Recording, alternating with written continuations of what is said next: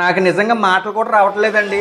నేనైతే గెలిచాను, ఖచ్చితంగా గెలిచాను. 12 సంవత్సరాల తర్వాత ఆయన ఫేస్ లో ఒక చిరునవ్వు నేను చూసానండి, తెప్పించగలిగాను. అది కూడా పర్మనెంట్ గా, ఏదో ఒక ఫుడ్ ప్యాకెట్ ఇచ్చి లేదా ఒక 1000 రూపాయలు ఇచ్చి టెంపరీగా కాదు, అది కూడా మీ సపోర్ట్ తోనే. అసలు ఆయన అంతలా మారిపోయాడంటే చాలా అంటే చాలా మారిపోయాడండి. నేనైతే స్టార్టింగ్ లో ఆయన గురించి భయపడ్డాను. మన ఫాలోవర్స్ కి మాట ఇచ్చాను ఆయన జాయిన్ చేస్తారని చెప్పి, ఈ సిచ్యువేషన్ ఎలా ఉంది అని చెప్పి.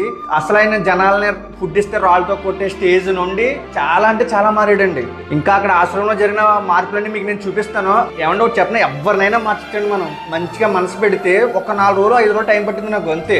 బట్ ఒక లైఫ్ ని అయితే సేవ్ చేసాం కదా మనం. అండ్ థింగ్ ఏంటంటే, గోపాలకృష్ణ గారు ట్రస్ట్ ఆర్గనైజర్ చాలా బాగా సపోర్ట్ చేశారండి, నిజంగా థ్యాంక్స్ మీకు. అండ్ యూకేలో ఎంఎస్ చేస్తూ సాయి వికాస్ అని తన ఒకటే చెప్పాడు, బ్రో మీరు ఫస్ట్ స్టెప్ వేశారు, మీ వెనకదలు మేము ఉంటామని చెప్పి.